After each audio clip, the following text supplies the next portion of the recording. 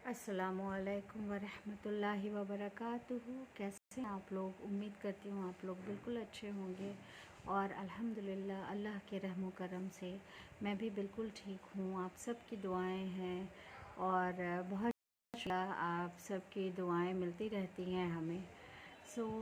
आज कई दिनों के बाद आप लोगों से मुखातिब हो रही हूँ और ज़िंदगी के कुछ अहम बातों के साथ, कुछ अहम एक्सपीरियंस के साथ। और आज जो बातचीत हम करेंगे वो है ज़िंदगी की सबसे बड़ी हकीकत से रिलेटेड। और वो सबसे बड़ी हकीकत मौत है, ये हम सब जानते हैं।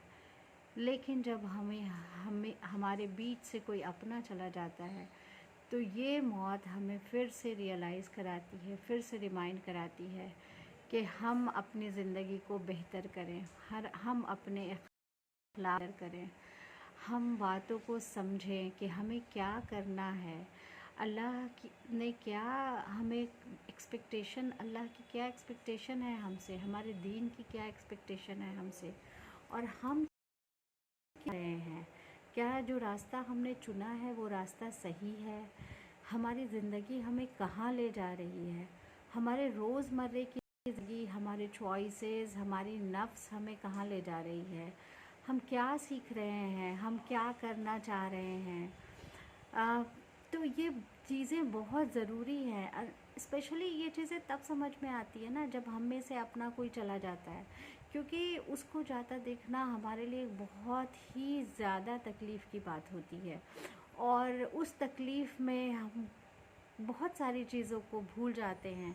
और सबसे बड़ी बात यह है कि हम भूल भी जाते हैं, लेकिन उस तकलीफ़ से, उस मौत से हम क्या सबक लेते हैं? हम आगे की ज़िंदगी कैसे गुजारना चाहते हैं? क्या हम नहीं चाहते कि एक वक्त ऐसा आए कि हम अपने अपनों के साथ आखिरत में अच्छी ज़िंदगी बिताएं, जहाँ वो हैं अच्छी जगह पे दुआ करें उनके लिए बहुत सारी, ढेर सारी दुआएं मग़फ़िरत करें। हम ऐसे काम करें जिसका उनको सवाब मिलता रहे। वो बहुत अच्छे जगह पे हों जब जहाँ हम उम्मीद करें कि एक दिन हम उनसे ज़रूर मिलेंगे। तो मुझे ऐसा लगता है कि हमें इन सब चीज़ों पे ज़रूर बात करनी चाहिए और बहुत ज़रूरी है ये। हम कुछ वक्त बीत जाता है और हम इन सब बातों को भूल जाते हैं। हम मौत को भूल जाते हैं। हम भूल जाते हैं कि फिर से हम में से कोई जा सकता है या हम ही जा सकते हैं। हम भी किसी के बहुत ज़्यादा अजीज़ हैं, हम भी बहुत ज़्यादा प्यारे हैं। तो ये वक्त, मुझे ऐसा लगता है, ये ऐसा वक्त है जो हमें बदलने वाला वक्त है। हमें अपने आप को खुद पे वर्क करना चाहिए इस वक्त में, कि इस वक्त में तो हम कुछ ऐसा नया करें, कुछ ऐसा अच्छा करें कि हम भी बदल जाए और मेरी फैमिली पे भी उसका बहुत असर हो। तो हमारा, आप में से बहुत सारे लोग जो हैं, जो बहुत समझदार हैं, जो इस वक्त में भी नहीं टूटते हैं, जो इस वक्त में भी हौसला बनाए रखते हैं, जो इस वक्त में भी ज़िंदगी को आगे बढ़ाते हैं और दीन का दामन पकड़े रखते हैं। तो स्पेशली मैं ये वीडियो उन लोगों के लिए भी बना रही हूँ कि वो समझें कि उनका वक्त उन लोगों की ज़िंदगी में कैसा है जो टूट चुके हैं, जो नहीं समझ पा रहे हैं कि करना क्या है, होना क्या है।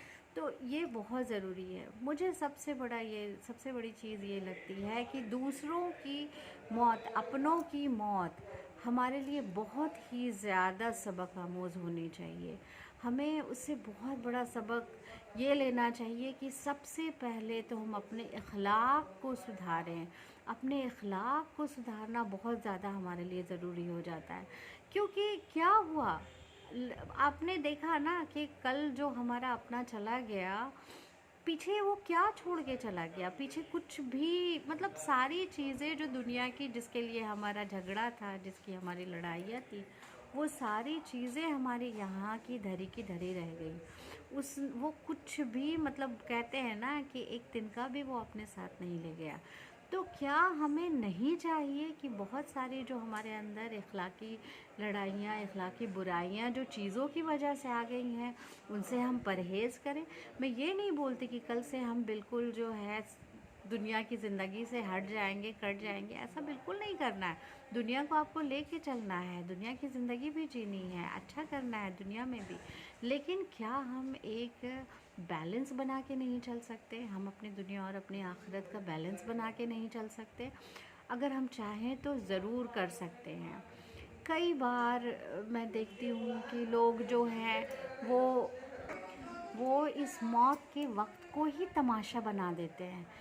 बिल्कुल नहीं, ऐसा बिल्कुल नहीं होना चाहिए। ये वक्त नहीं है बदला लेने का।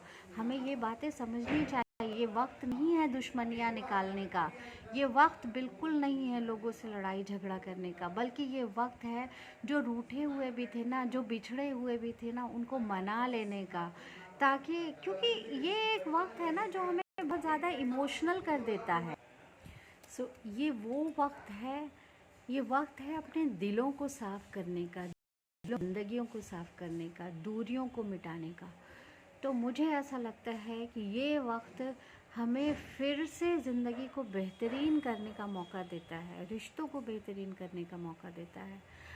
हम इस वक्त का भरपूर सही इस्तेमाल करें।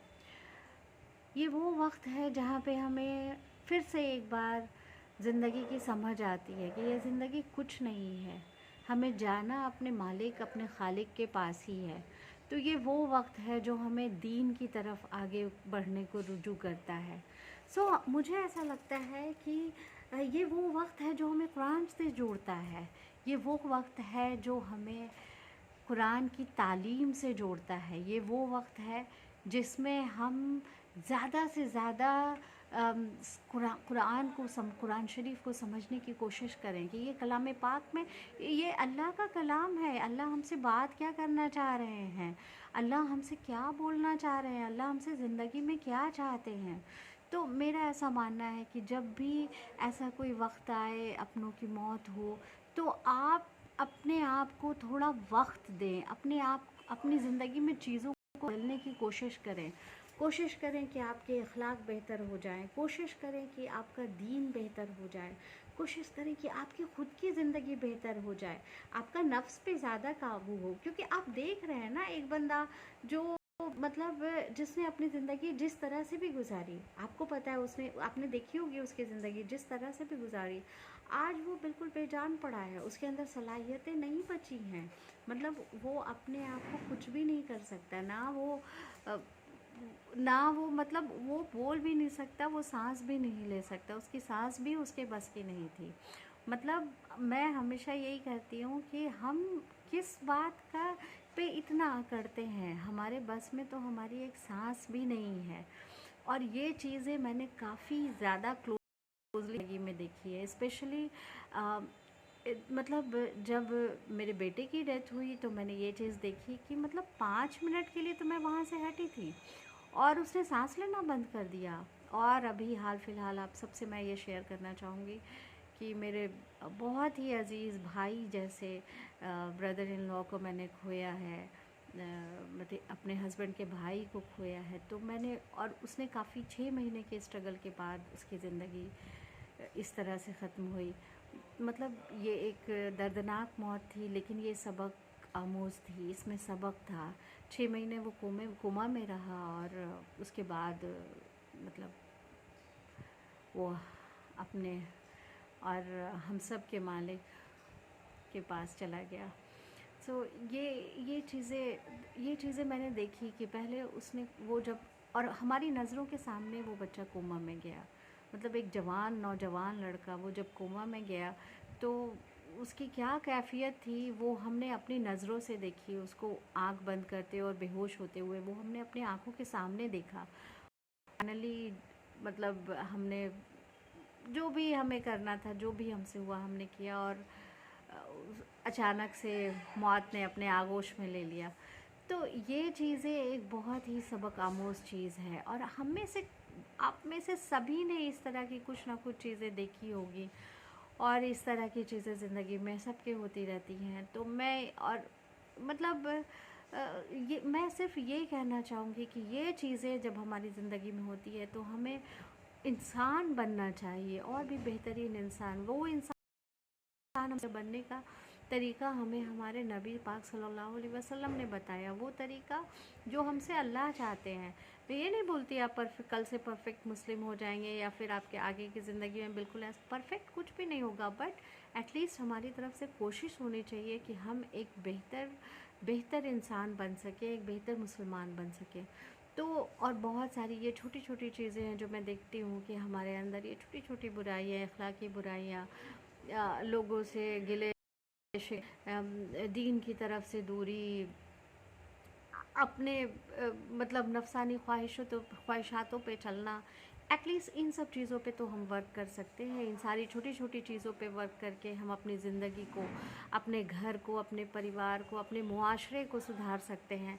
और इंशाल्लाह हम सब जो कोशिश करते हैं वो कोशिश एक ना एक दिन ज़रूर रंग लाएगी।